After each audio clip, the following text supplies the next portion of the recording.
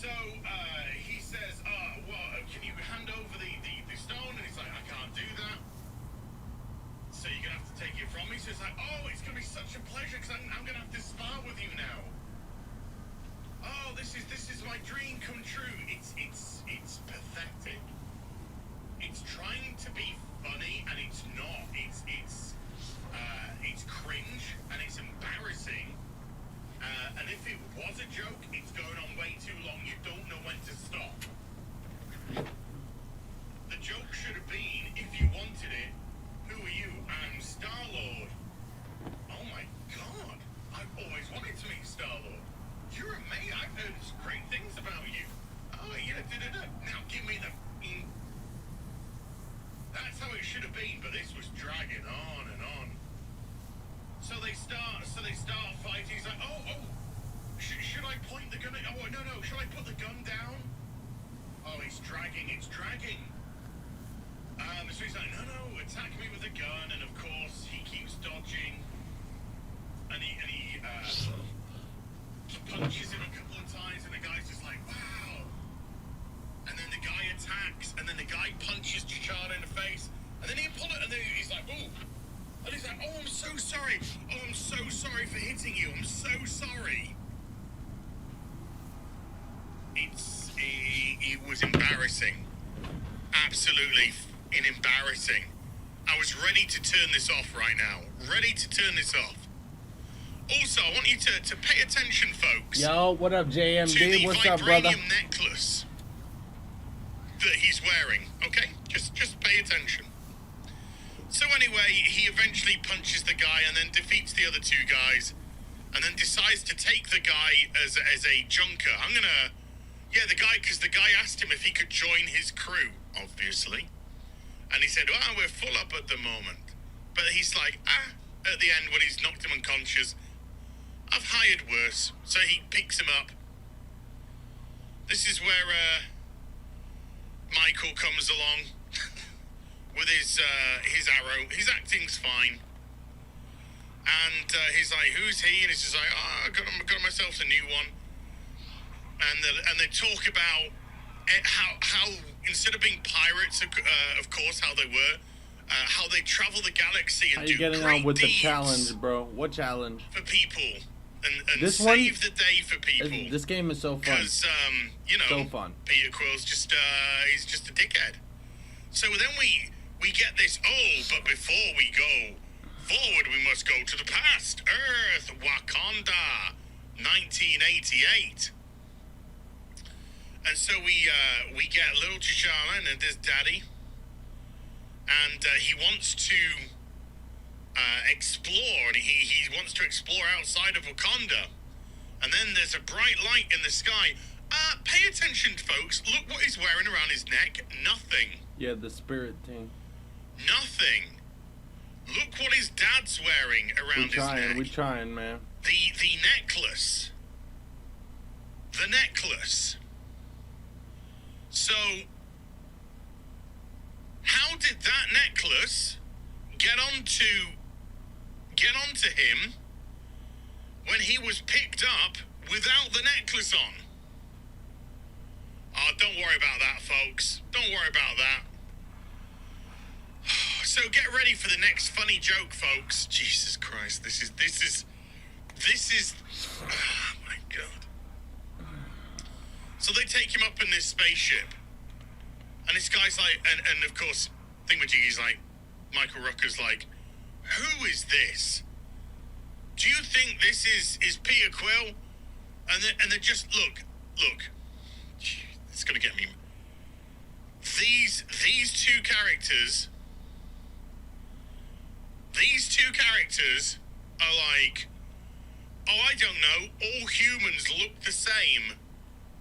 2 ears, 2 eyes, an open hole for a mouth. You look the fucking same, you dickhead. Hey, Neil, with 3% cash back at drugstores from Chase Freedom Unlimited, you're always earning. I got this great shampoo you should try. Yeah, you look good. Of course I do, Neil. I'm Kevin Hart. Earn 3% at drugstores and so much more. Chase, make more of what's yours.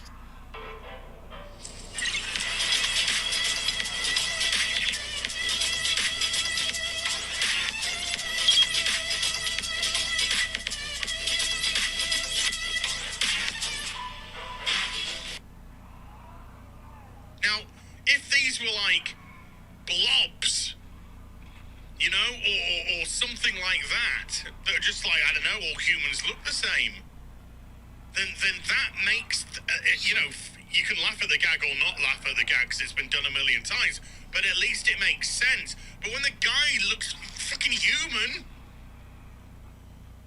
or looks human, and he's like, oh, I can't tell the difference between black and white, I'm colorblind. What, do you want a fucking Oscar? Well, if you look into the contextual element of this scene, what these two guys are actually saying is, they don't see color. There was a big knock at the door then. I thought they'd come to take me away. I really did. But it's just the postman with a parcel for me. Probably saved my blood pressure a bit, gotta confess. So humanoids that look exactly like humanoids who picked up a humanoid can't tell the difference between humanoids. It's not funny. But Michael Rooker, instead of saying, well, let's put him back, because he shows the picture of Peter Quill, let's put him back and let's go pick up the correct one, he just says to him, hey, kid, want to just see the stars? We gotta beat this boss before his friend comes. Off you go then. Can I just say as well that this writer has absolutely all credits to his name, which seems to be a very popular thing with Marvel right now. Let's hire writers that have no experience, no credibility, nothing, and let's put them on a Marvel project. I'm sure everything will be fine. Let's move on to the worst scene in any Marvel project I've ever seen in my life. So they turn up at this bar, and they're all sat down, asking T'Challa to tell them his greatest story, because he's just amazing. He's just amazeballs, and Matthew, the writer, I should say, sorry, not Michael, is absolutely petrified of writing a blank man. And he's like, oh, there's just so many to choose from, yada, yada, yada. And then one of them says, what about Thanos? Oh, fuck, Irella. Guess who turns up? Thanos. And Thanos says, oh, boy, I can't believe this. I can't believe this. Thanks to T'Challa, I realized there was a better way to reallocate the resources in the universe. And T'Challa says, sometimes the best weapon in your arsenal is a good argument. What was that argument that changed the Mad Titan's mind to stop his plan of genocide, this 10-year epic that we've had in the Marvel Universe, in the MCU? Dunno, as the drinker would say. Dunno. Didn't say. All we know is that T'Challa is amazeballs. Such, because Matthew is petrified of writing a black man.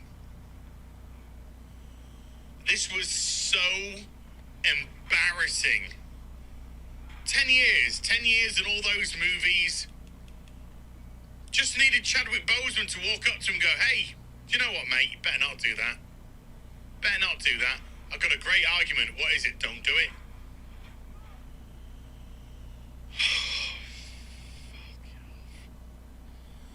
So he goes to the bar to get a drink, and Drax is the barman. He says, hey, you're Star-Lord. You're amazing. You're amazeballs. You're the bestest.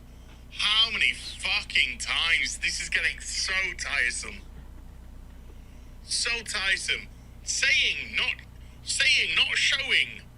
Only shown one thing, which was actually the beginning of Guardians of the Galaxy. Other than that, nothing. We just get told. Then Nebula comes along, looking just like Jerry Ryan and 7 of 9, including the over-the-eye prosthetic, which she brushes from her. And then she says, they sat down and she's talking, she's like, ooh, does Thanos know you've got this? She refers to him as the big guy. And she says, oh, I see that you wear your history around your neck. Don't know where he got it from. Don't know where he got it from. We've already established he didn't have it when he got kidnapped. And then he said, oh, Yondu went back to see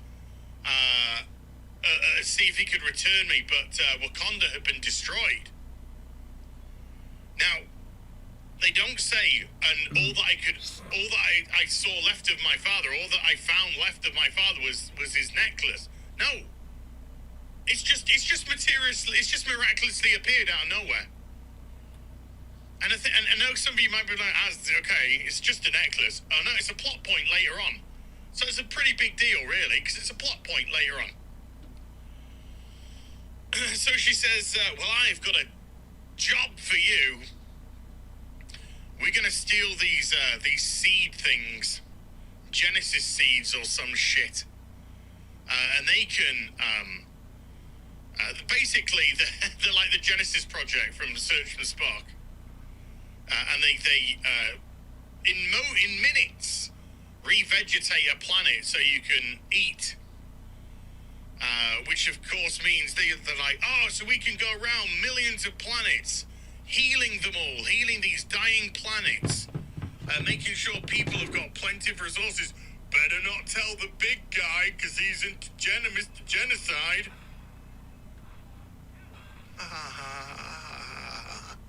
This thing is so shit. And he said, but it's the Collector. It's the Collector who's got them, so Yondu's like, screw this, I'm out. I don't want anything to do with fighting the Collector. T'Challa goes off and speaks to him, and he's like, "Oh, you might be the soul of this ship. I am ready to throw up by now. You might be the soul of the ship, but I am still the captain. But I've never been good at saying no to you, boy." Oh, kill me now. So they end up going to nowhere. I wish I was going there as well. They go straight into the Collector's den. I don't know what we called it. They enact their plan, which is for the junkers, whatever, to cause a diversion outside, which includes Thanos, because Thanos is just, he's just trash now. It's just throwaway trash. Fucking wankers. Just one of the greatest performances in a superhero movie of all time. Josh Brolin. Now it's just trash in a What If episode. While they smuggle Star-Lord inside. Oh boy. The Collector goes up to 7 of 9, is like, oh, how's your eye? And she's like, yes, I'm 7 of 9. So that goes on. We see some of his collection, the Russian dog from space, Dark Elf, and then Howard the Duck. Howard the Duck is obnoxious as ever. What he said, was it when you run out of luck, you always go duck? What the fuck does that even mean? Shit like that. They realise that it's a trap, and they call it back in. And then Star-Lord, he goes away, he runs away from Howard the Duck, and as everything gets locked down, his necklace suddenly starts glowing. Bro. King C. Gillette is a complete line of tools and facial hair care products brought to you by Gillette. Carefully crafted for every guy that wants to look his best every day. Your beard is our trade. These are your Nice. tools. We got the dragon. King C. Gillette. Oh, yes. Let's The get that dragon. necklace that he never had when he was kidnapped. The necklace that just miraculously appeared on his neck. It glows next to a ship. And it allows him access into the ship. And what is the ship? Well, the ship is from Wakanda. And he triggers a hologram of his daddy saying, we are searching everywhere for my son. We will search every galaxy, every star, until we find him. Yada, yada, yada, yada, yada. So it's just as well he had that magical necklace that appeared out of nowhere, isn't it, really? Considering it's quite a big plot point, because it means that Wakanda hasn't been destroyed at all. We got a new sword. And Yondu was just lying. So, anywho, he turns around and 7 of 9 is saying, "Ha-ha, it's all a trap. I tricked you. You're actually the payment for the collector." Got him. And then they all got put in a prison, and Star-Lord, T'Challa, starts fighting with Yondu, and Yondu's like, "You're just the same as me, you're an explorer." He's like, "I am nothing like you." Who gives a fuck? So, Star-Lord gets taken away to go to the collector, and then he's in a box, and the collector's like, "Oh, you can't do anything special. Strip him down for parts then." And then we go back to the jail cell, and 7 of 9 turns up, and she turns around and she kills the member of the Dark Order. And then it's a double cross to a triple cross. Oh, Jesus, fucking, I'm so fucking bored. And then they're like, "Oh, it was Star-Lord's idea all along for us to double cross, triple cross you on the crossing crosses. And now we're gonna go to some boring fight."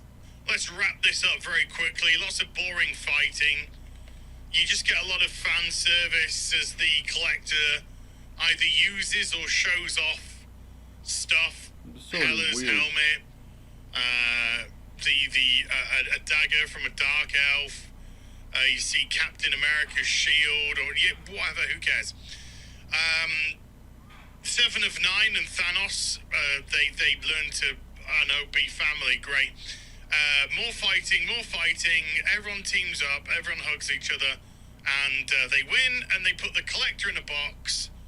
And then the collector's like, "Oh no, karma's coming to get me," and all that sort of stuff.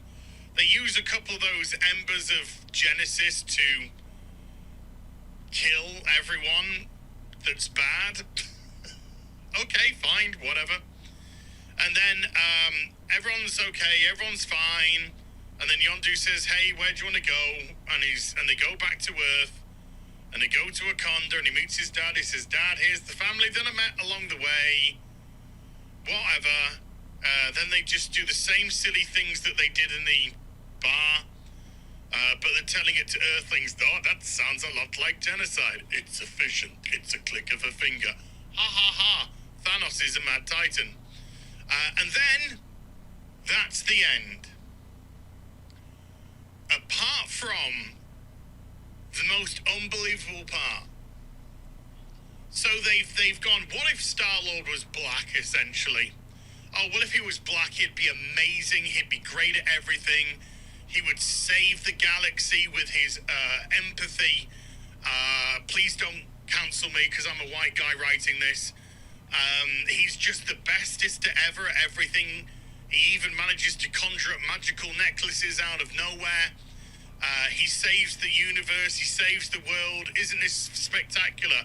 Well, apart from the fact that it says right at the end, "Oh, and there's another family reunion that happens, and Peter Quill is here. And he's mopping up a burger place because that's all that he can muster in his life. That's all he'll amount to. Just a burger joint person." And then Ego turns up and says, "Hi, son. Hi, Peter. Ain't you got time for your dad?" And then the Watcher says, which could lead to the end of the world. Sorry? So if T'Challa was actually Star-Lord, it's the end of everything because Ego's plan wouldn't have worked. Great! Wow! Doesn't that kind of make everything absolutely useless? Really? Absolutely garbage. Absolute garbage. I was going to say absolutely garbagely written. The writing is appalling in this. I don't know why. I don't know who this show's for. I think it's for you know, people. I don't think it's for kids. I'd be insulted at this if I was a kid. I don't think it's for adults. I don't think it's for fans of the MCU.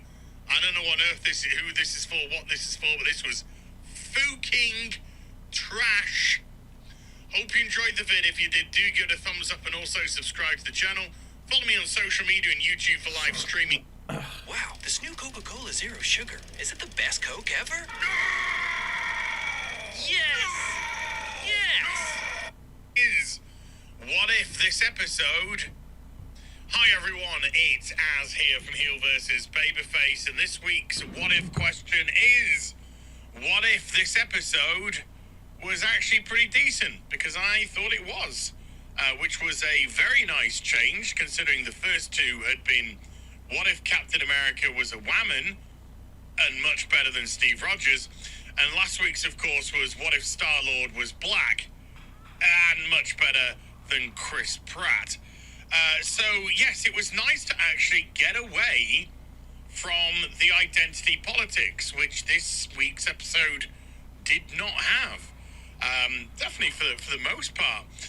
And so this is why we have the writer, which is A.C. Bradley again, and Matthew Chauncey again, who have been responsible for a couple of those turkeys earlier. And it just made me think, how much easier must it be for writers when you don't have to put an ideological agenda into your writing? And this week's was so devoid of identity politics that some websites have started to really reach into a couple of elements regarding Agent Coulson, saying, oh, has Agent Coulson been outed as queer? Why? What did he do in this episode? Well, he said Thor had really nice hair and smelt nice.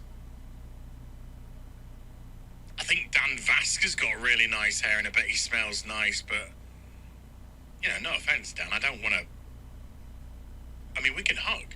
Anyway, so, let's get into this week's episode and just go through various points. So the premise of this week is, what if Earth lost its mightiest heroes?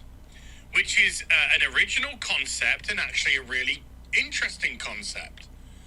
And so I was pretty invested from the get-go. It starts off during Iron Man 2, but this world's already different, folks, as we'll discover later on. And Samuel L. Jackson, he's Nick Fury, turns up to speak to Tony Stark. We get the diner scene.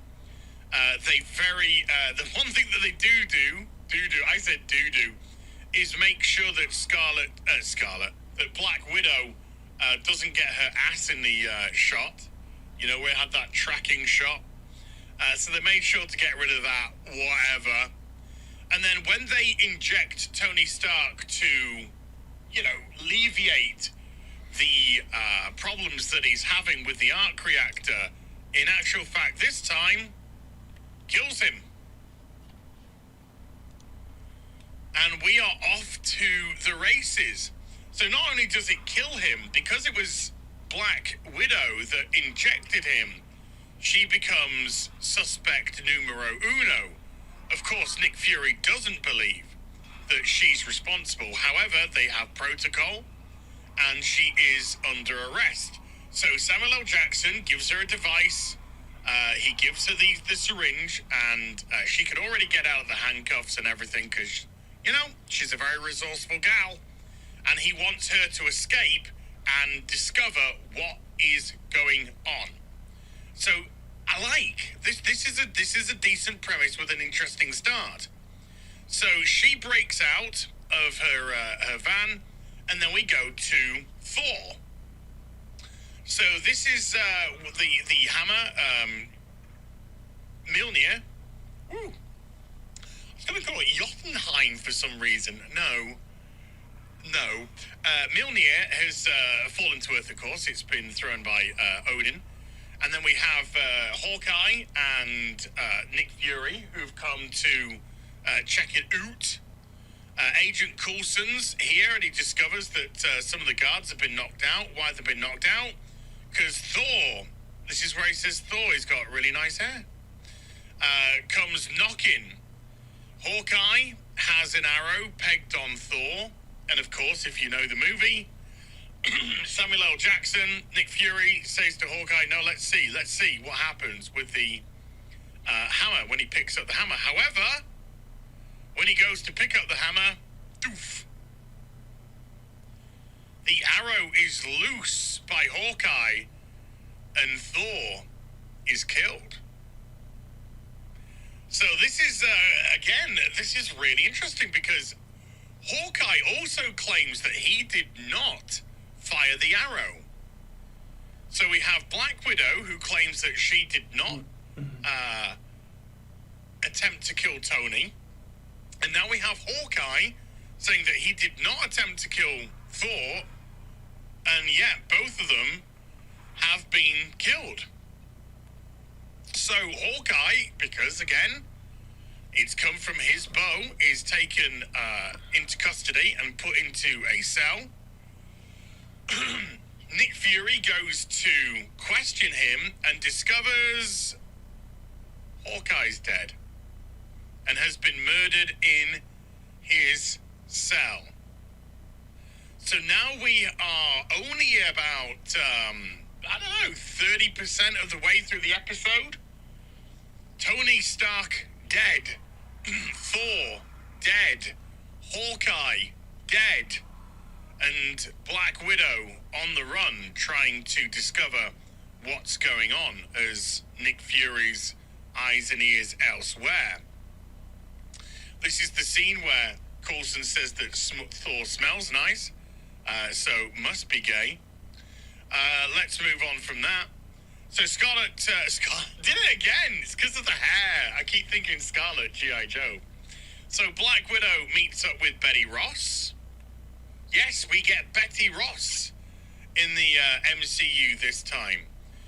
And they want to discover what was in the syringe.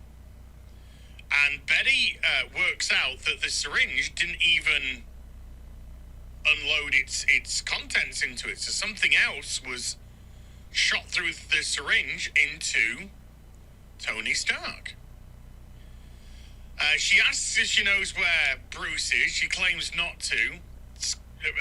Black Widow sees that there's a pizza delivery uniform, which Betty Ross tries to pass off as being one of her students. And yes, she works out that Bruce is actually hiding at the university with Betty. So she tries to get Bruce out of there. See a little image of the Watcher. Well, it's quite a big image of the Watcher. She tries to get him out of there. Meanwhile, Coulson's going back to the base. He's got the necessary coffee from the local town. They definitely try and camp him up a bit. There's no denying that. I guess the cello's just going to have the celloist. He's just going to have to wait this time. But then, oh my God, what happened? Oh, the forces of Asgard arrive on Earth. Loki, Lady Sif, plus all the others. And they have come for revenge. They have come for revenge for the death of Thor. Fuck, man. And so, Loki says he will take this planet as compensation. And he unleashes some of his frost gianty stuff. Meanwhile, Black Widow is trying to get Bruce out of the university or research center, whatever. And Colonel Ross turns up. General Ross, Colonel Ross. I don't know. And he's shot. Bruce is shot with something that none of the soldiers are claiming they fired. And yet, it's now triggered the process, and Bruce is beginning to turn into the Incredible Hulk. So Loki unleashes, Loki's still in conversation. He's still yet to unleash his frosty stuff. Bruce has turned into the Hulk. He now attacks the army. So they're actually taking this pretty much from the Incredible Hulk movie. Black Widow makes sure she gets Betty to safety, but then something's wrong with the Hulk. He can't seem to stop growing and growing, and then poof! Explodes. And another of Earth's mightiest heroes fall. So again, this is a really interesting what is going on here episode. Loki is now firing his frosty stuff all over the place. And Nick Fury says, hey, look. Let's negotiate. We didn't kill Thor. We're trying to find out who did. And if we do, you'll get your pound of flesh. We promise. Loki's like, I don't want a pound of flesh. I want the whole body. So, Samuel's like, okay. You'll get yours. So Loki gives them the night to find who killed Thor. The sun's just going down. He says, I'll give it to sunrise. Okay. Black Widow is doing some more research. And then she discovers what's going on. She makes a connection. But as she makes a connection, she hears somebody. And then there's smashing. She seems to be thrown all around the place by an invisible... You'd never want leftover food residue on your surfaces. But that's what you could be doing with a used dishcloth. So switch to Bounty for a more hygienic clean. Unlike used dishcloths that can redistribute residue, Bounty keeps your surfaces cleaner. Bounty, the quicker picker-upper. An invisible entity's throwing around, smacking her around after Black Widow. I thought she'd be okay. She tries to call Nick Fury, and it goes through to voicemail. So she shouts out a voicemail because she knows she's gonna die. And she yells, hope. It's all about hope. Nick discovers she's been killed, and he's playing this message back on replay. Hope. It's all about hope. Hope. It's all about hope. And then he gets into his car, and he works something out, and he heads towards Loki. I want to speak to your boss. So, Nick Fury goes to a cemetery. And he looks at before he went to see Loki, there was an object in his glove compartment. And that object was the receiver that he used to call Captain Marvel. However, when he goes to the cemetery, he goes to a very specific gravestone, and that gravestone is Hope Van Dyne, aka the Wasp. In this universe, she was actually recruited as an agent of S.H.I.E.L.D. and killed in the line of duty. And so somebody was plotting their revenge on the Avengers, and it just so happened to turn out to be Hank Pym. Voiced by Michael Douglas as well. And he had done everything. He had shot himself through the syringe into Tony Stark and killed them. He'd shot himself into Bruce Banner when he was still human and able to muck around with his biology inside. He went through Hawkeye's brain and killed Hawkeye silently.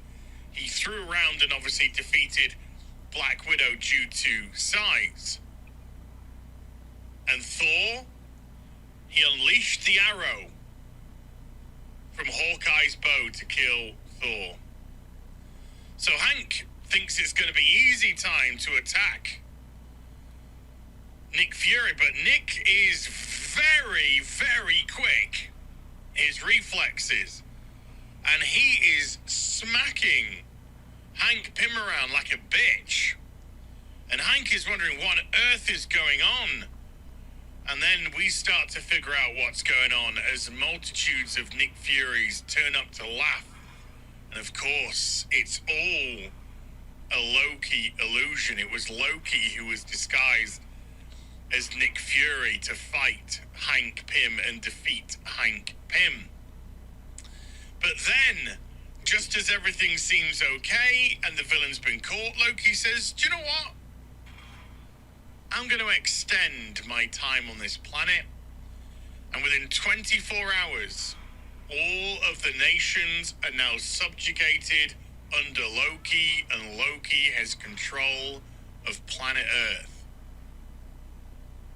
And we see, the last shot that we see is the Avengers, not the last shot, but we see the Avengers, the fallen Avengers in their coffins, but then we get Nick Fury traveling away, and he finds a frozen shield of Captain America, and then he says, hello, Captain, and behind him is Captain Marvel.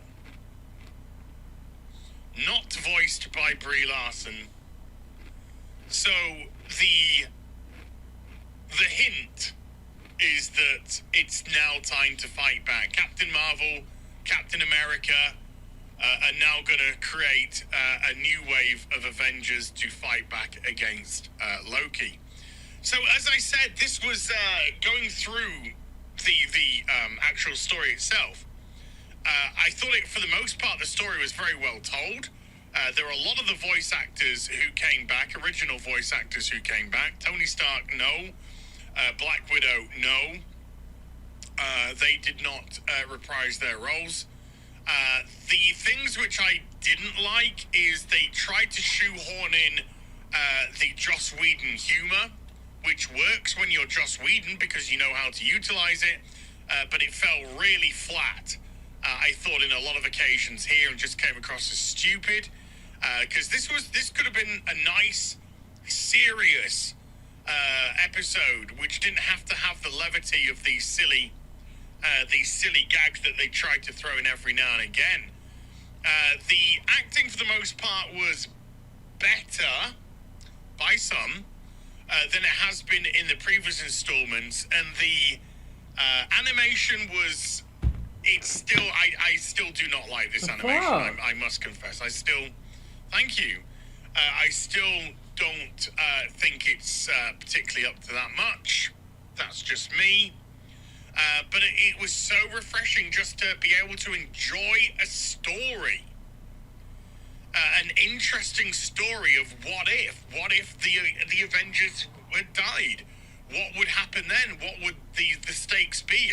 And we discovered that. And we also discovered how they're going to be able to probably fight back against Loki.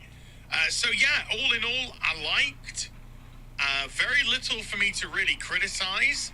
There was great focus on Samuel L. Jackson. Bro, he wasn't dead? And it felt earned. Spit It was in the nice blood. to see Black Widow actually doing what she does best, which is espionage, discovering, finding out, being a spy. This was a much better representation of Black Widow than her movie was. Obviously, because the other heroes didn't stick around for long, they were killed pretty quickly. There's not too much I can really say about that. Coulson was the worst part of the episode because they tried to use Coulson as just comic relief, and like I said, it just fell flat for me. But other than that, yeah, I think this was sound and enjoyable. And again, I will stress this one more time. It's so much. It seems to be so much easier for the writers once you're not bogged down by identity politics to actually write a fun and interesting story for people to just enjoy. So there we go. I hope you enjoyed the vid. If you did, do give it a thumbs up and also subscribe to the channel. Follow me on social media and YouTube for live streaming. Links are in the description box down below. I'll be back with some more stuff very soon. You take care and bye for now.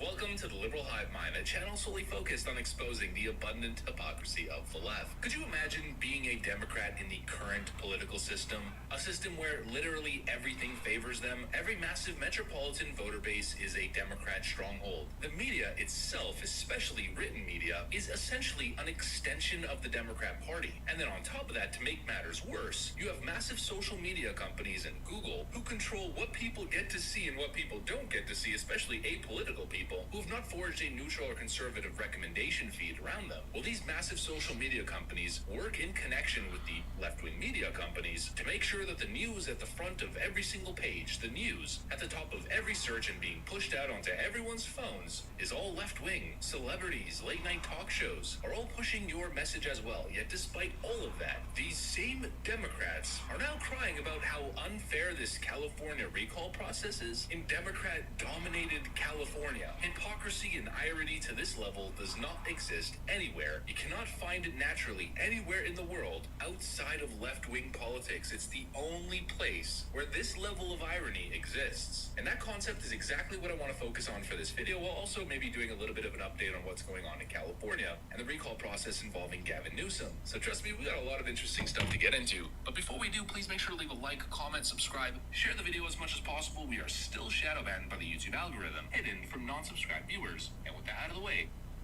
what's going on, guys? McRaptor here. We are doing another guide in Demon Souls Remake, this time on the Man-Eater boss in Area 3-2. We're going to show you how to do this both with a straight-up melee build as well as a magic-based build as well to cover all the bases. First up is the melee build here, and your first objective really when fighting the Man-Eater boss is to get that tail cut so that he doesn't get some additional poison attacks, which you do not want. They do a lot of damage. So your basic thing here, just get that tail cut as soon as you can, and then you should be good to go for the rest of the fight. Very, very important. The number one killer on this fight is actually Mr. Cliff. Falling off a cliff, falling off the ledge here, gravity is what kills most players on this fight. So you really want to make sure that when you're fighting the Man-Eater that you're trying to roll, dodge, and stay positioned in the center of the platform as much as you can. Do not dodge left and right off the platform. That will be the surest way for a quick death. And then, obviously, you want to do as much damage as you can to the boss as quickly as possible, because as soon as he goes into phase 2, his friend will come, and you don't want to deal with two Man-Eaters at once. It's very difficult to win this fight with two up. So use your highest damage melee weapon that you have. It's helpful to buff your weapon with magic or fire damage as well. They are weak to both. I think they're a little bit weaker to fire, so fire is the better option overall. But either way, just buff your weapon or come in with a melee weapon that already does magic or fire damage, and it'll do pretty solid damage to the boss. I'm using the Claymore here with a magic buff. You can use a lot of different things. We'll have the full build in the video description if you want to get more info on that. For phase 2, once you've defeated the first one, there's a lot of different ways that you can handle this. Just to keep it safe, I like to kind of bring him into the center platform as soon as I can. So I'll get the tail cut ASAP, because if you don't get that done, again, same thing as phase 1 Man-Eater, you will deal with new attacks that you don't want to deal with. They do a ton of damage. Of course, the Man-Eater boss will fly away and do super annoying things. One thing I will note, if you happen to have the Thief Ring on, it can really bug this fight out. And so while it will give you a lot of downtime to heal up and reposition and things like that, you probably don't want to have the Thief Ring on for too long, especially in phase 2, because he will fly away and lose you entirely. So right here, I'm dragging the second Man-Eater to the center here, and we're just going to kind of move him around here, do an attack or two to counterattack him. But other than that, it's just let him dodge around, get a shot in, dodge again. It's actually fairly safe on the center platform here. You could potentially fight the phase 1 Man-Eater here as well, if that's helpful for you not rolling off the ledge. Since there's less space here, he typically will just charge you. He'll do a lot less of the projectile attacks. And then, of course, he'll occasionally annoy the crap out of you by flying around the boss arena. But he basically just does this over and over again. The nice thing about the Claymore is that it has very long range and a fairly fast attack. It has a little bit slower attack than a smaller sword, but it's got long range, solid damage, and so it's just really nice against this boss here. So that is how you fight the Man-Eater using a melee build. Next up is the magic version. When you're fighting them with magic, note that fire damage does do slightly more because they're a little bit more weak to fire than they are to magic spells. So recommend bringing in Fireball spell if you can. If you don't have it, that's okay. You can use Soul Ray. It works quite well, actually, as well. And it attacks a little bit faster. The Fireball, as you can see, is a little bit slow. It's not too bad, but it does a lot of damage. And when he kind of floats in the air around the pillars, you can deal a ton of Fireball damage, which is great. So the more he does that, the better. You can also bring him to the center platform, as we did with the melee section, which can be helpful. You can kind of snipe around the center bonfire there, but not required at all. We do have the Thief Ring on here, which does bug him out a little bit.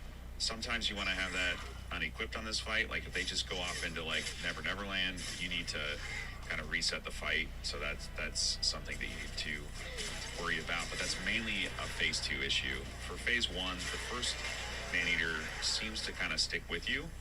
You just want to make sure that, as always, you DPS him down as quickly as possible before you get to the second one. And then we're going to get the tail cut in here again with the Crescent Falcon. Very, very important.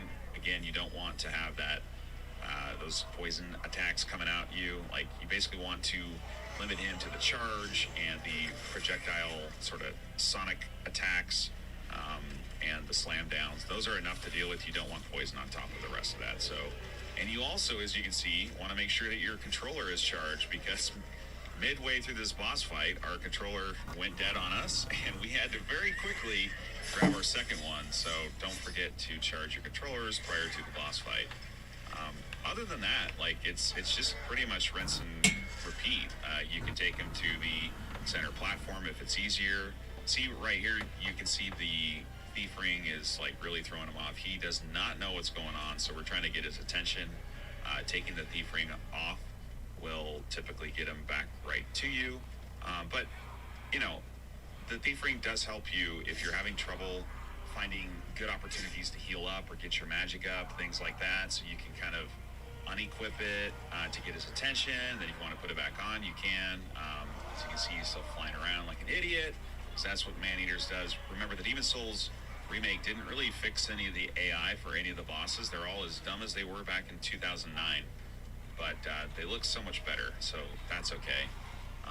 Yeah, this is just what you have to go through, guys, to see pretty bosses that don't know how to attack you. Anyway, just keep going at it, using magic and melee attacks when it makes sense. You can do this fully with spells as well. You don't have to ever use any melee. I do recommend at least getting the tail cut though, which you can do with spells. So it just seems to be a little bit easier to do it with a weapon, but it doesn't really matter at all. My favorite thing on a range-based build though is when they do kind of hang out on the side of the pillars. You get a lot of free damage in, or if they land like super far away like that, then you get like 2 or 3 shots in, like easy, and then they are gone. So that's how to beat the Man-Eater boss in Upper Latria in 3-2.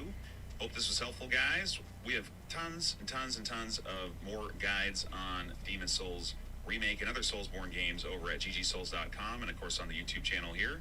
If this video was helpful, don't forget to like and subscribe, and we will see you on the next one.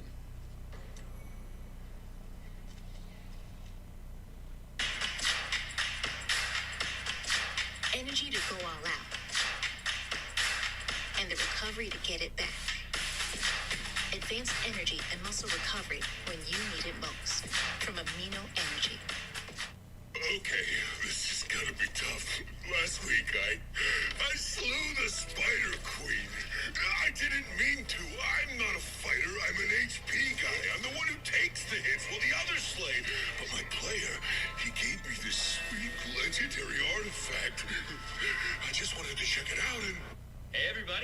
name's Democracy, and I want to welcome you back to our series ranking the Soulsborne boss difficulty.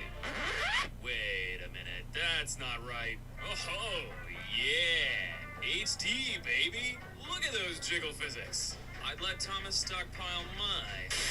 Hello, everybody, and welcome to a boss ranking I'm thrilled to revisit. It's been 4 years since we did our initial trounce through the Soulsborne bosses. It feels weird to say, after all that time, that Demon Souls, the genesis of the franchise, is, by way of remake, its most graphically impressive offering. Other bits and bobbles, like teleporting between archstones, transporting excess baggage to Thomas from afar, and a whole range of ridiculous animations provide quality of life changes into a game now bursting with them. Outside of these changes, the game at its core remains faithful to the original. A few small gripes notwithstanding, Demon Souls Remake stands tall as not only the definitive version of the game, but arguably the best to hold the Souls moniker. Unparalleled.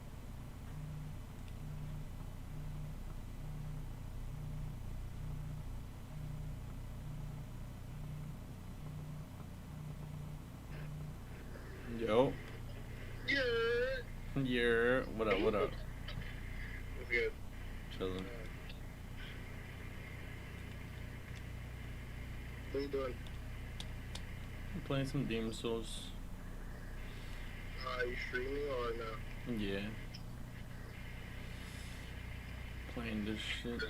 I'm trying to fight the man-eater boss. I'm gonna try to learn some spells, but I don't think I unlocked the spell guy yet. That's fucked up. Oh, we did.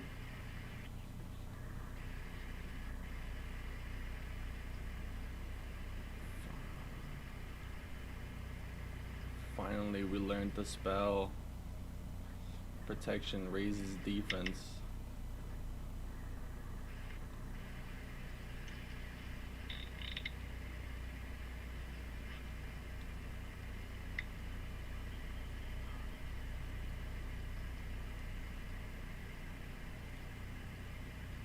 You don't have any games in common anymore,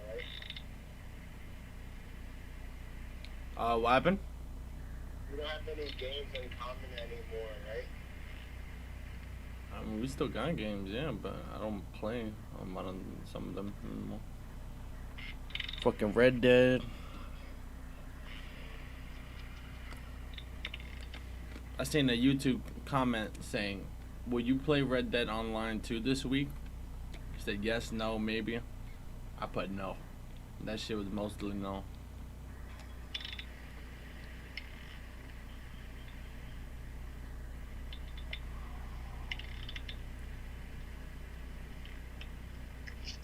So how do I cast a spell?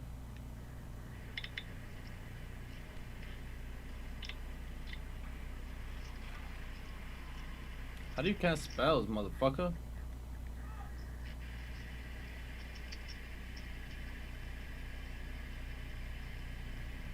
What are you trying to do? Fighting the man-eater boss. How do you cast a spell? I'm saying, why are you worried about spells now? Because he's a beast. Because we're fighting that man-eater. And he's fire damage. Easy to fire damage. So I'm gonna beat the bricks off of him. My boy's a bitch.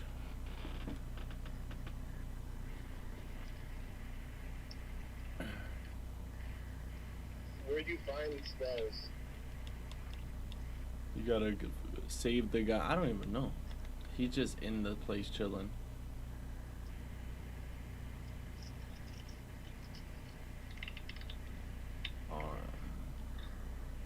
And now I could finally take all those magic things.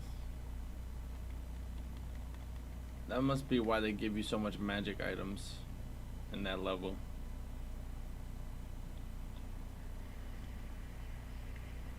Ooh, we're gonna abuse that.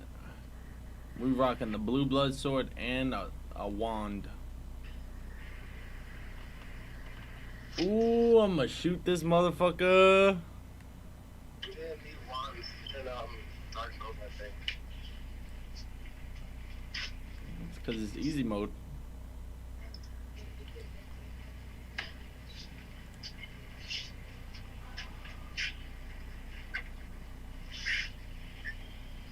easy mode.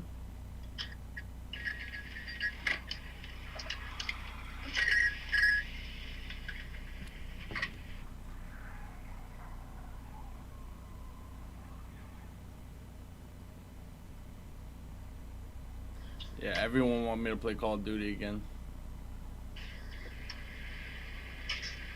I don't know.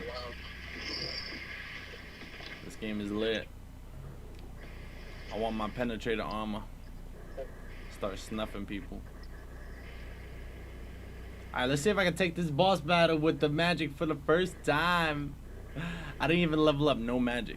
No, I did level up some magic because of the some of the swords needed magic.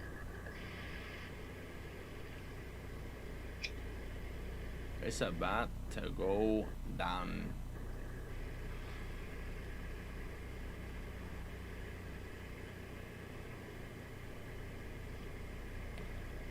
Finally got some projectiles. Okay, this should be easier. Should smoke his boots. When I need to get close, I'll just stab him.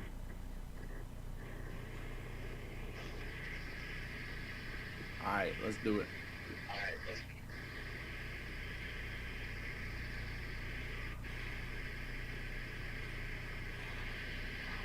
Oh, it didn't do that much damage. Maybe because I'm a weak son of a bitch.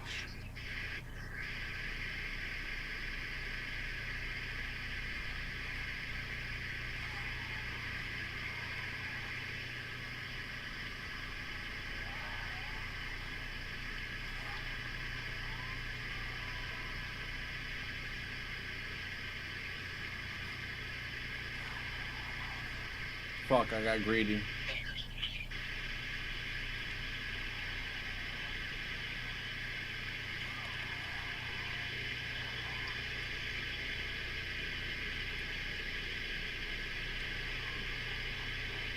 Then he one-shots me with the flying move. Wow. My magic is... Oh, that's why. We need to do the crescent falchion. Oh. I need to get my magic buff weapons. If we're gonna do magic only, we gotta buff it. Alright, so we could do this.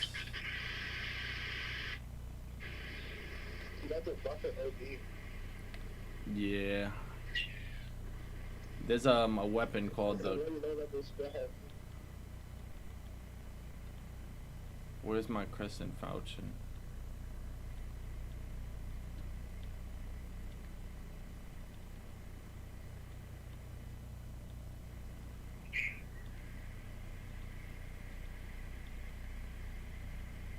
Where the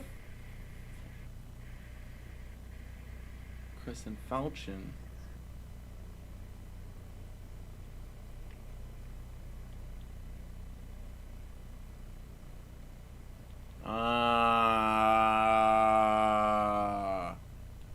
Fuck. We'll just... Oh, I didn't even use my sticky white stuff too. What the fuck was I doing that whole map? Alright. What happened? You're gauging the opponent.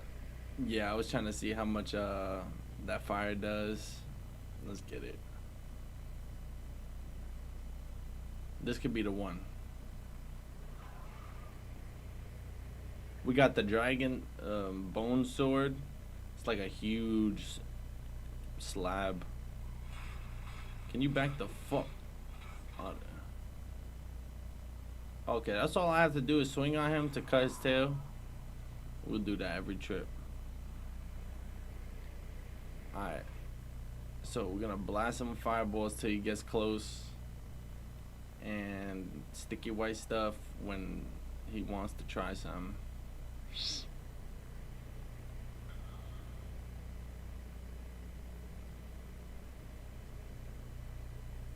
It's literally the walk up to him that's the worst part. Just to get knocked off the map. Huge fucking staircase.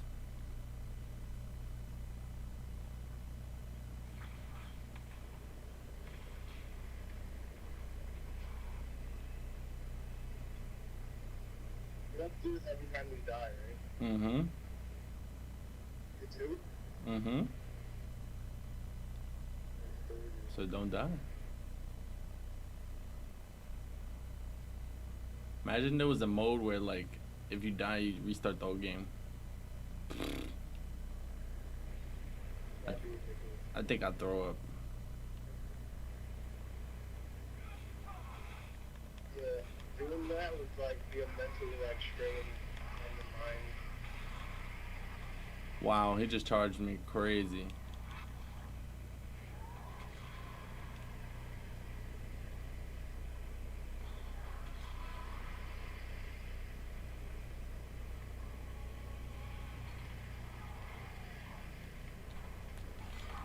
Ooh, the damage went up, did it? Kinda? I don't know. Because before, when you hit him with the fire, I couldn't even see he did any damage. But now, like, it just went past you a little bit.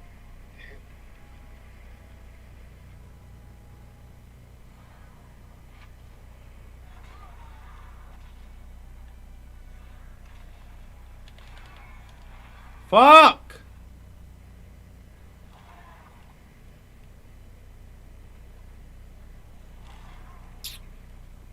Oh, I almost broke my table, son. It's that charge attack, and then he hits you before you get up, and the fucking fireball did good. I think we got it this one. Oh my god, bro. That shit is so fucking annoying, bro. Because you have to kill him before that second one comes. I just saw the target attack. Isn't that how he usually knocks you off?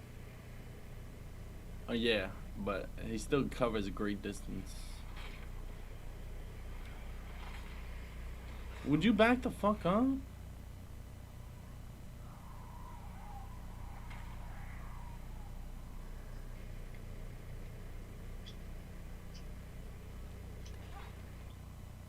Let me see how fast I swing after that. Yeah, this is the main boss. Yeah. They're the brothers. That is sick, man. You haven't gotten to the brother yet. Is the brother like trash?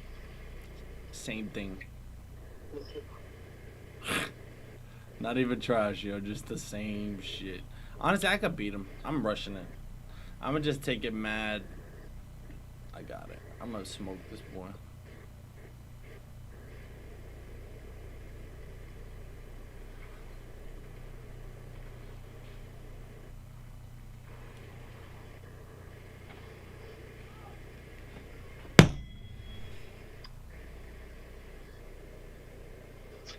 So fucking bullshit sometimes. I'm saving the worst boss for last, bro. The leech manga.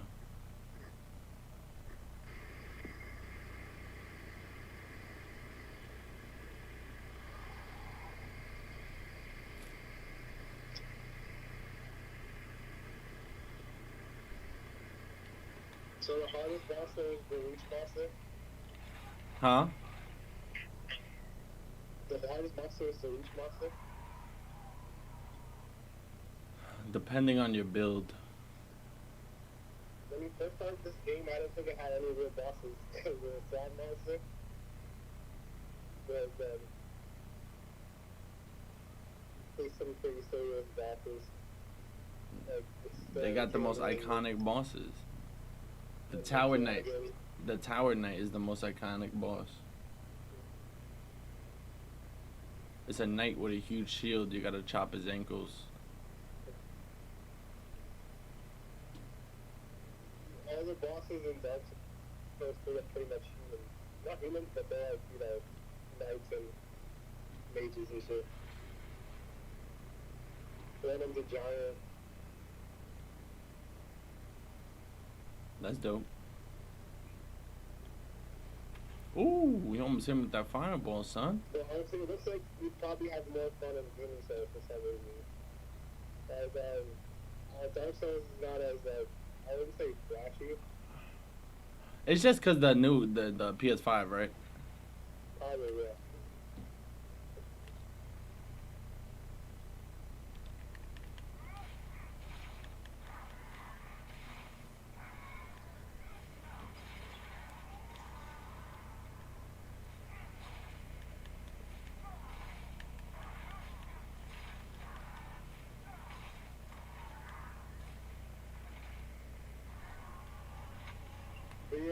I'm just thinking back, like you see how you have like the flames and it's all like gold and shit. I'm thinking like Dark Souls, man, we have Honestly, like gold. the fire just did mad damage to this thing.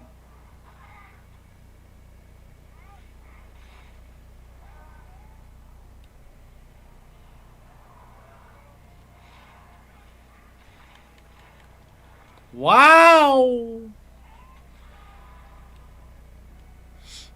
You hit him like 10 times, and I can't see the health of it.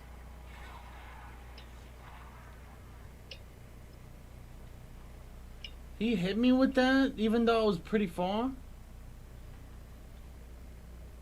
He hit me that he missed, bro. I need to go get the crushing falchion. That's what I need to do. Let's just go get the crushing falchion. It boosts magic damage. I also need yeah, there's stuff I can. Yeah, since I beat the Searing Demon Soul, since I got the Searing Demon Soul, I didn't even upgrade really. I can still upgrade and build some new weapons. So let's get that thing from these guys over here. Island's Edge. Let's get the Crescent Falchion so we boost our magic damage. Shit, I'm about to start using magic. I kind of want a sword. No, I didn't bring my shield. How the fuck am I gonna come to the skeleton place with no shield? They would fuck me up.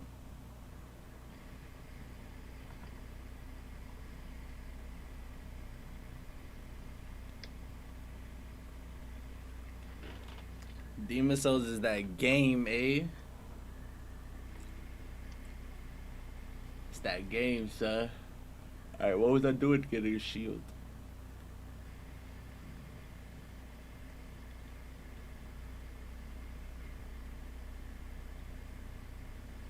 Don't keep shields on you. They weigh too much.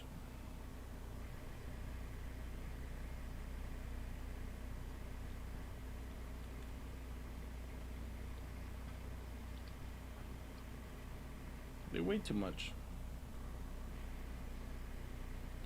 Alright, we're gonna do this. Yeah, let's get that crushing falchion so my sword can have magic boost. I mean, my magic can get boosted from the sword. Sounds good. It's weird because I think you have access to your inventory in Dark Souls 3, like, whenever. So, like, you can just change your equipment, like, in the middle of nowhere, I think. Hold on, my guy's running way too slow. I got the wrong shield. I wanted a shield that can at least parry. The shield, he butt slams the ground with it. Other words, trash. Trash. If I can't parry my shield, I don't want it.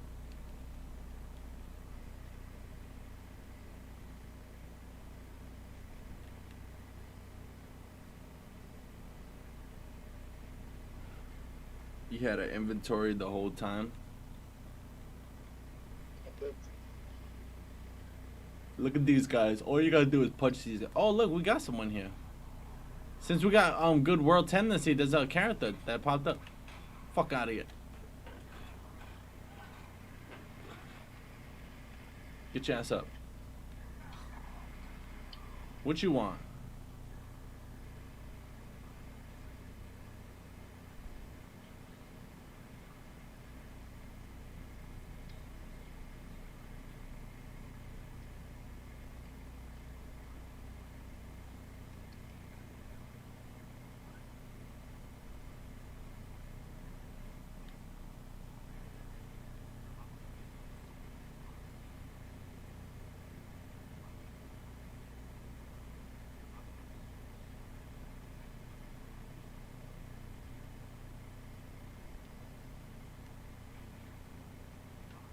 This guy one of like the NPC help characters. Not a help character, but he's an NPC because I got good world tendency. He wouldn't pop up. Fuck out of here. Damn, why am I so slow when I roll? Oh my god, this game couldn't get so... This game is not easy, boy.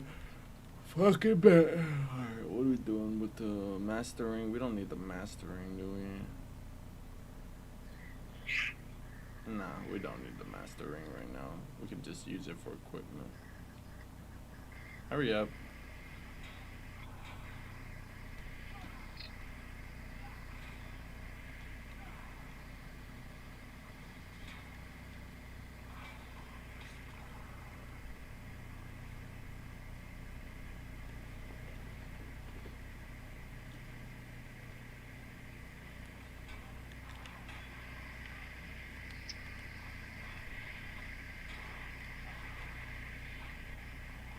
Yo, these guys are not serious.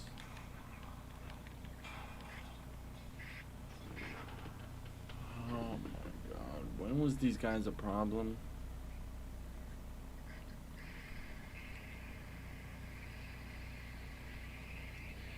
Oh shit. Wow, bro! Just do it! Did a whole nother fucking move. So annoying, bro. Hurry the fuck up.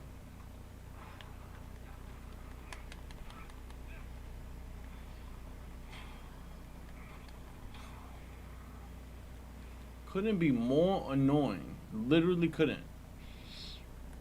If you tried. What are you doing on this area?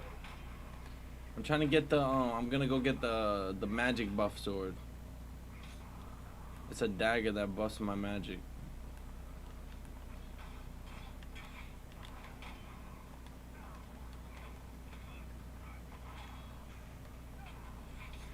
Let's go.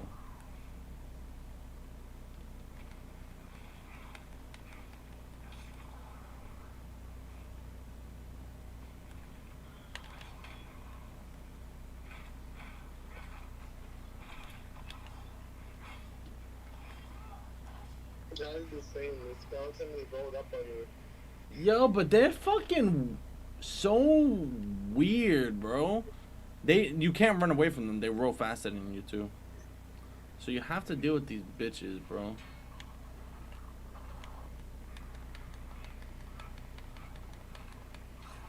Fuck out of Never here. seen a character roll like that before.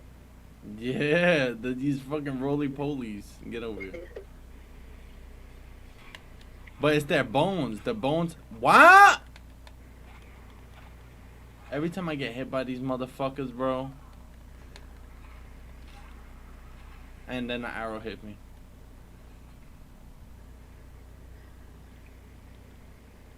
I really want to just run by all these motherfuckers. And then the arrow hits me while I'm healing. Jesus Christ. I'm about to run past all these motherfuckers, bro.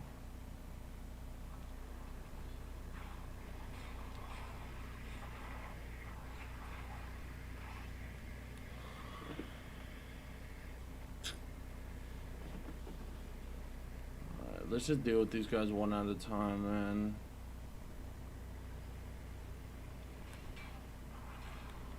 You have that infinite healing. I don't have infinite healing. I buy my healings before I come. I guess that's something Dark Souls has in difficulty. I feel like you get like a limited number of Estus shards, or like Estus blacks or whatever. So you like never and re-up off the swords. Something like that.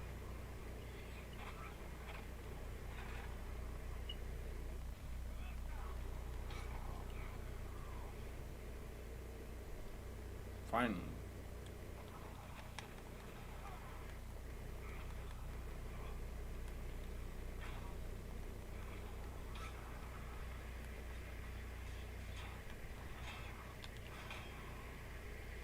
Oh, bing, bing, bing, bing.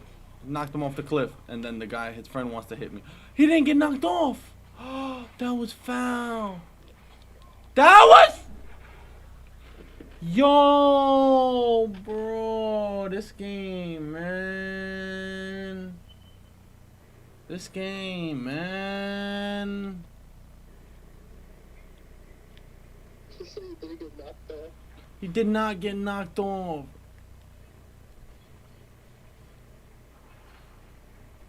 How you just miss so you roll right after? So it's like you never stop hitting. Damn, two of them? Oh, never mind. Yo, I don't need the fist no more. My blue blood sword is on crack. Let's go. Fuck it. All these going down in one hit. Two of them is like unstoppable. Fink! Fink! Nah, not anymore. It's just because I wasn't using this sword. I'm smoking everybody. Get over here, bitch. Oh my god, the camera fucked me up. Crazy. Get him up.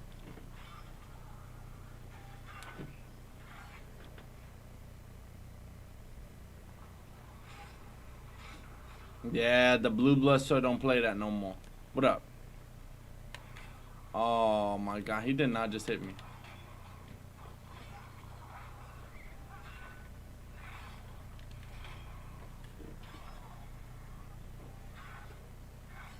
Let's go! Fuck you bitches.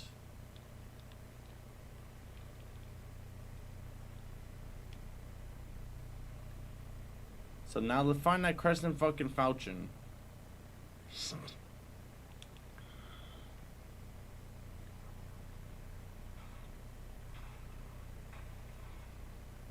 got both of them with the repulse there. The colorless demon soul comes from this guy. I need to kill the Vanguard demon. If I kill the Vanguard demon, I get some good shit.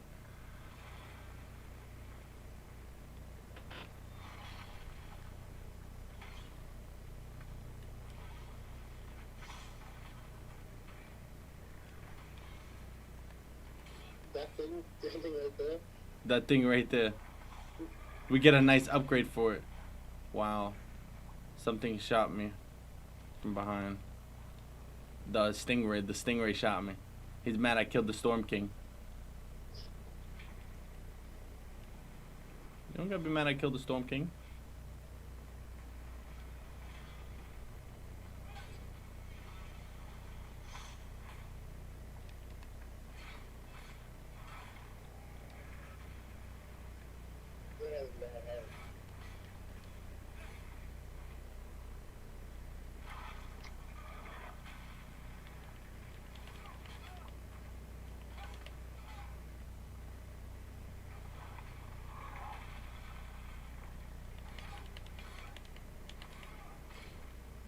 I did 1,000 damage to his ass.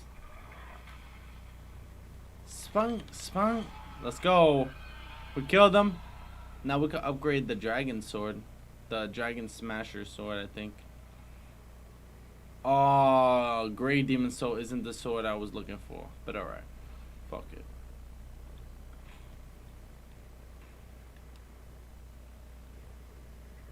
Killed his ass mad easy. Where's the crescent fountain again? Huh.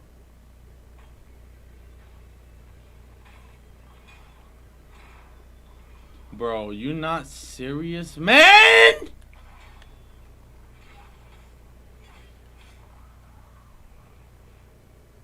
Bro! I didn't have my shield up, so you almost got the drop on me and smoked me.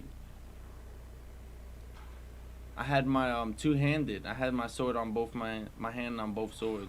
I mean, both my hands on one sword. I didn't have it on the shield. I just Almost fucking clipped me. I'd have been sick.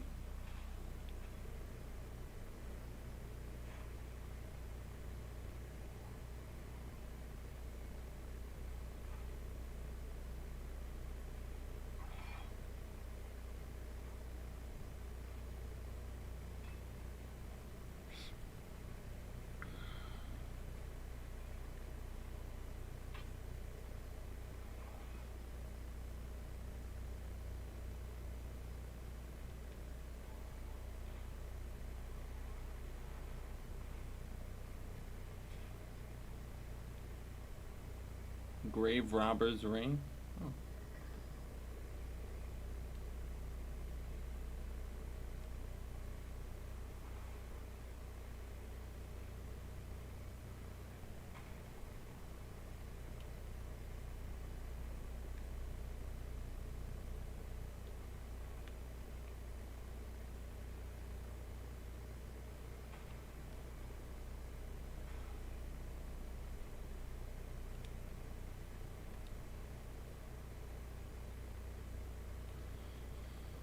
Did you have to do this the first time? Yeah. Were the items the same? The items, yeah, some of the items are the same. There's weapon drops. Alright, we got the red skull right there. We need the crescent falchion, which means we need to go back because that's not where it is. It's on a hilltop. Oh, shit! Fucking big skeleton dude was just chilling in the hallway waiting for me. He's like, oh, he's gonna have to come back this way. I know he's getting that crescent.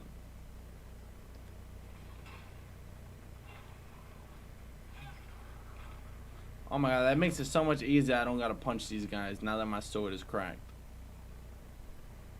Get in, get in, get in, get in, get in on this. Yeah, that's the guy you ran past on the cliff.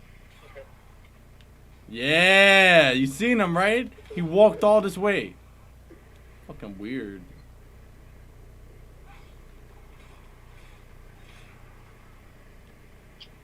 He's like, remember when you didn't pay that toll? He's like, you should have killed me. Uh-oh.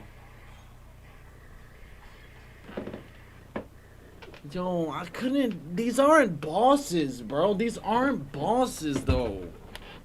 What the fuck, bro?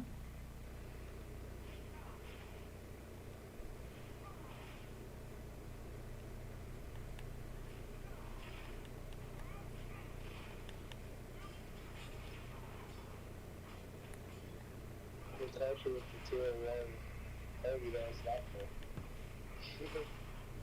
I just fucking toasted this dude.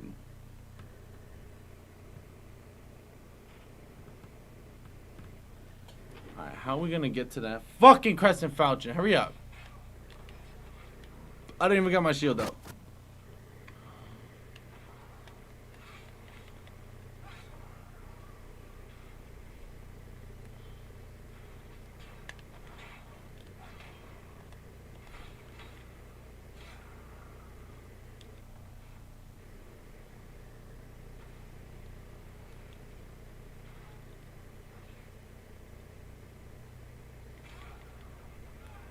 Ah, you rolled off. You're a bum.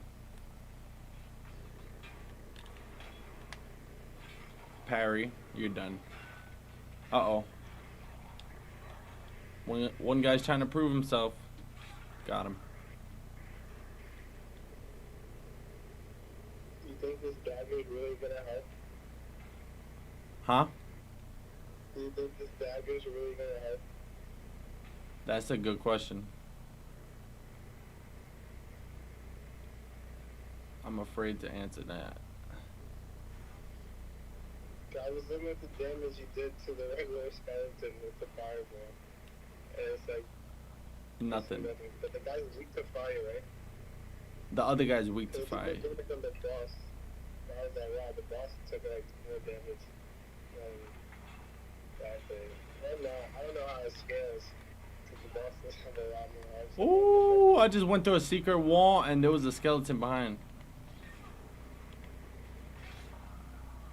Let's get it. Is the demon still gonna be there or is it gone? It's gone, right? The demon's gone, yeah. This is where it would have been, right? Yeah, that's where it would have been.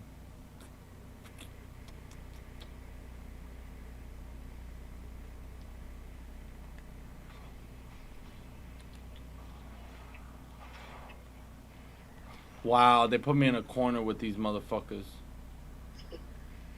Almost got smoked. They're over there rolling and shit.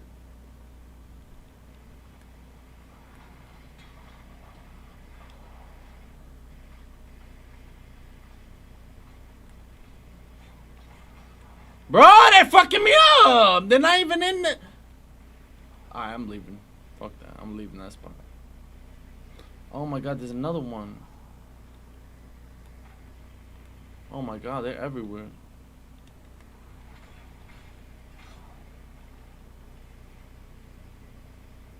Skeletons are really no joke. You're smart to bring a shield. 100%. But yo, he's doing damage to me.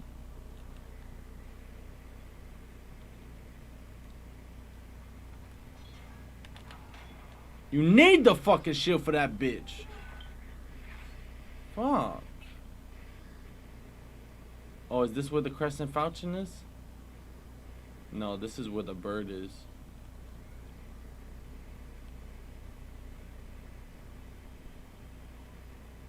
Alright, that's where the bird is. Go down here. Oh my god, we got two of them down here. They're still down here. Look at them. They're so scary, bro. They were just rolling in circles on the bottom. Looking like Sonic.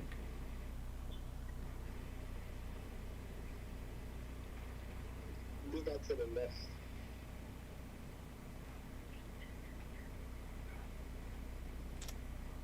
Come on, where's that crescent, man? I know the crescent was... Oh! The crescent's over here. We found it.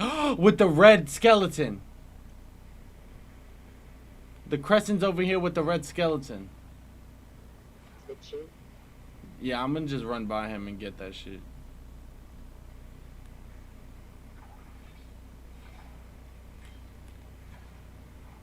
Look, he don't stop swinging. Alright, we got the crescent falchion. We out of here. Fuck that. That's all I wanted. I think maybe I had it already because I think I maybe had the crescent falchion already because it wasn't the item I was looking for when I was looking for it. But I didn't see the name anywhere. But I was looking for a swirly dagger, so I probably had it and didn't even check. Right, let me see. We got it now. Oh yeah, we definitely had it. Idiot. But let's get it. Alright, so we're gonna the crescent falchion's coming with us. Crescent falchion, where's that at?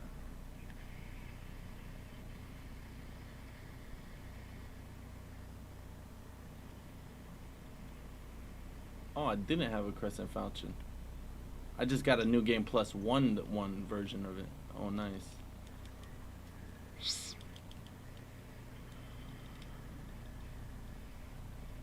We can put all that away. All that is just extra weight. We can put the demon souls away so we don't accidentally use them. And we got the crescent falchion. What does it do? The slashing weapon inflicts heavy damage upon slawfesh, but has a limited effect. Causes target to bleed. Huh?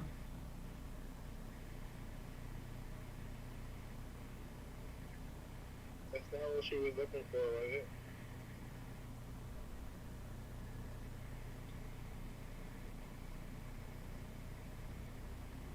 Crescent falchion. Magic buff. Let me see something. Demon souls. Magic. Weapons. Magic build guide.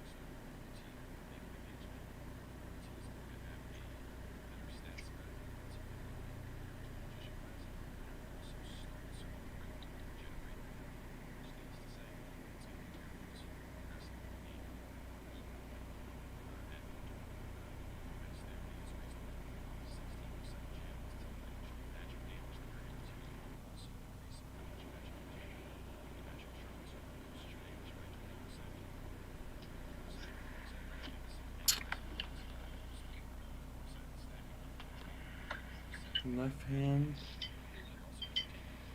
Yeah, this guy's got it down packed. He's got a whole magic build. I don't know if the Crescent Falchion's even useful. Amplifies the damage. Oh, this is what I needed. The Crisp Blade, not the Crescent Falchion. Amplifies the damage dealt and received by magic.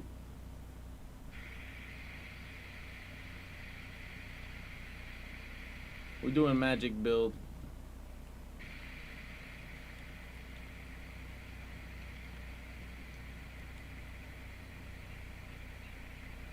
We're gonna rock the Crisp Blade with it. Is there any magic boost rings? Let me see.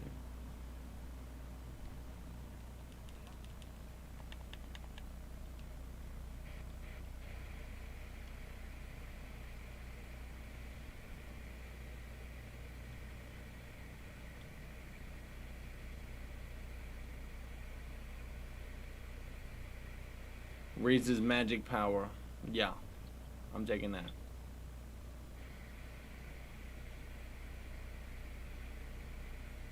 Alright, we got a magic ring.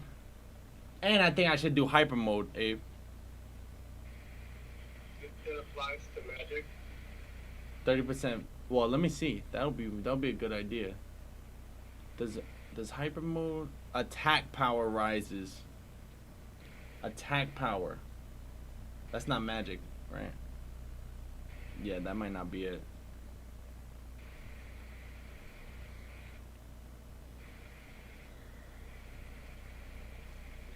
Alright, we're gonna put the magic sharpness.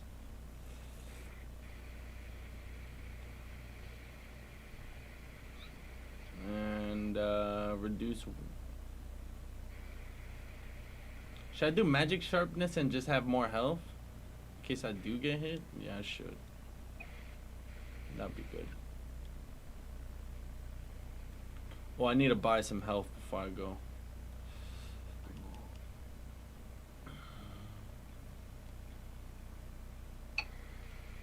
That looks good.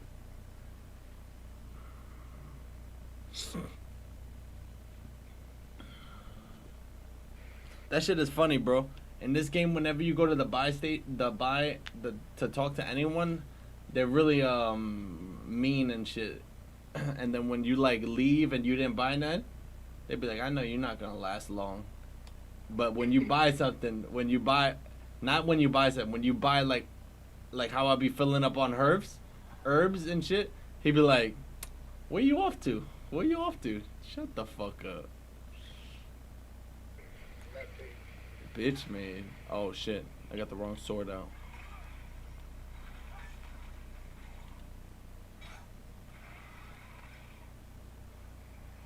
Alright, we got the magic sword. Attack. I need to look up this clever rat. Does the clever rat ring amplify magic? But let's give it a try. Oh shit.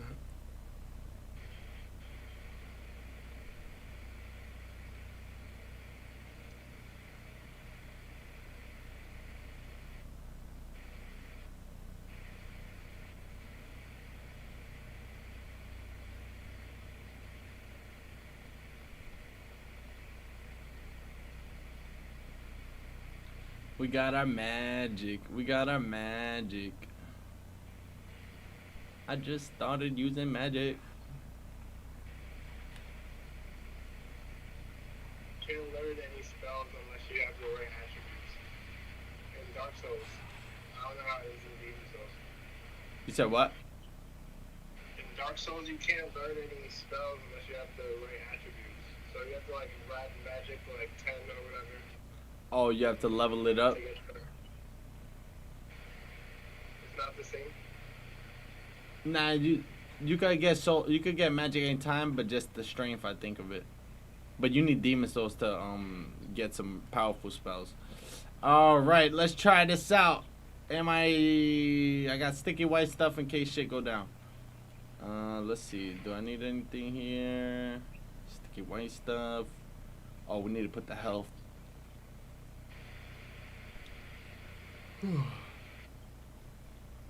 Let's take that just in case.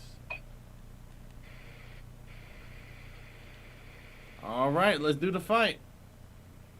Let's see what the fireball does now.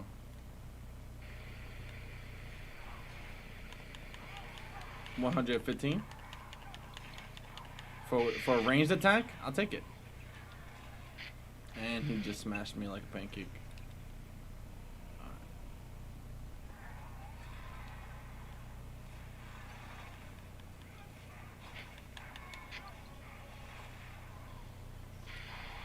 This is actually really good.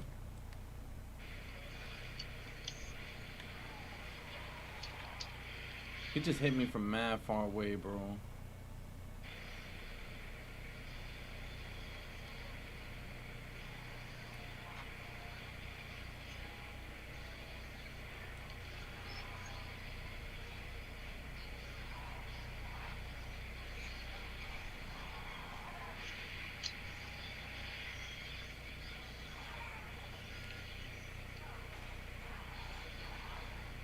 Almost pushed me to the edge. Pushed me to the edge. And I couldn't get up!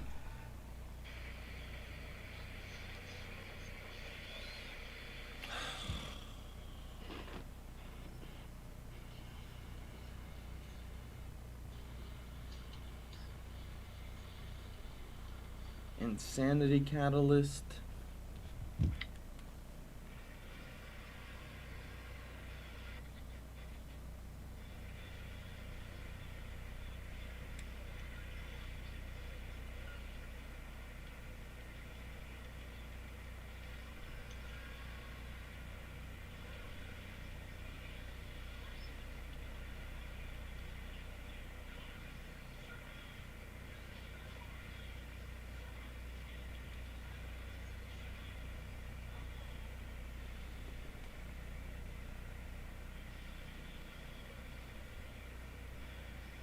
So annoying.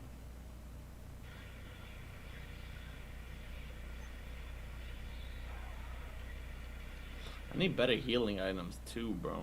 I'm doing this shit on the green herbs.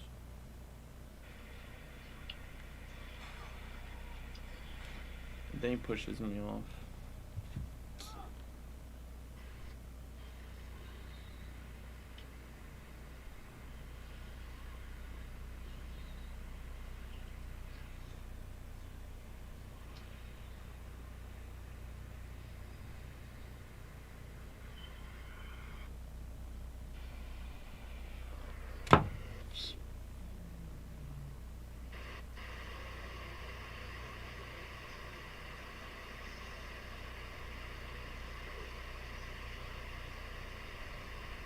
Then I walk off because they said wooden catalyst is more powerful.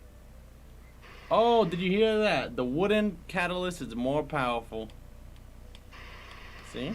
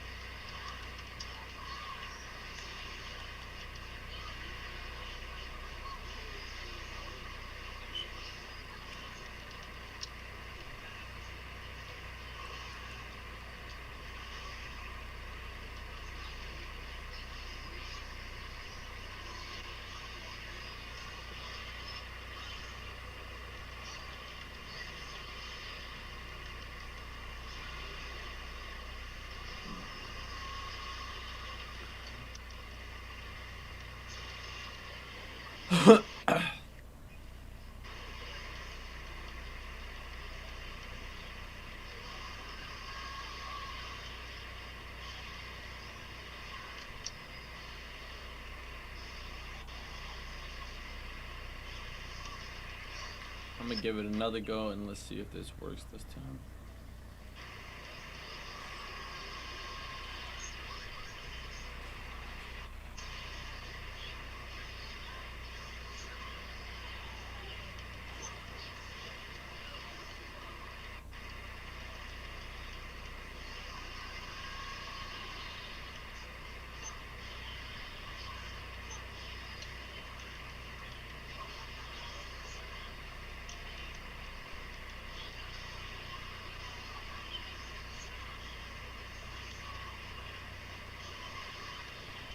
We're gonna try to make it up there and not die, bro. If that boy gets too close, I think I'm gonna just start off shooting fireballs at him and finish the rest out with the sticky white stuffed sword. Maybe.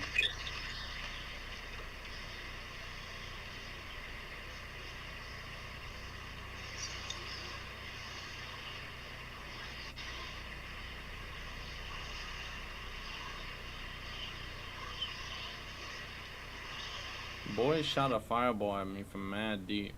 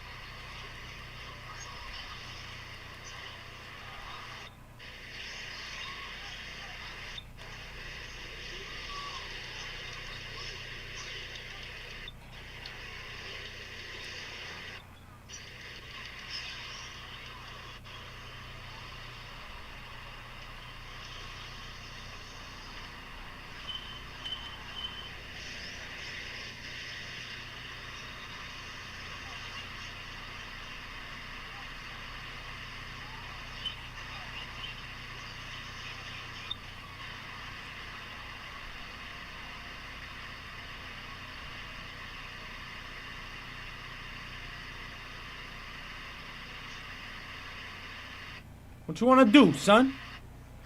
Why you pulling up on me like that? He hit me. He almost killed me.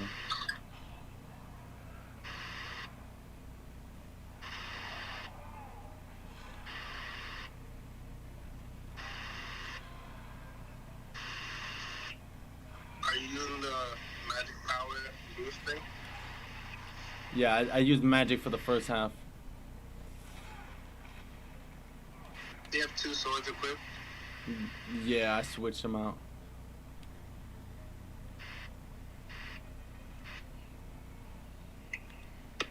Did it add anything?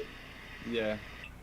You already had these weapons. These items. His friend just came. And we're dead. We're dead.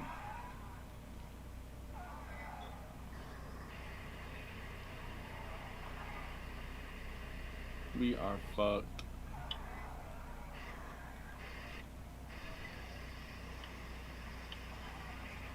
He almost killed me right there.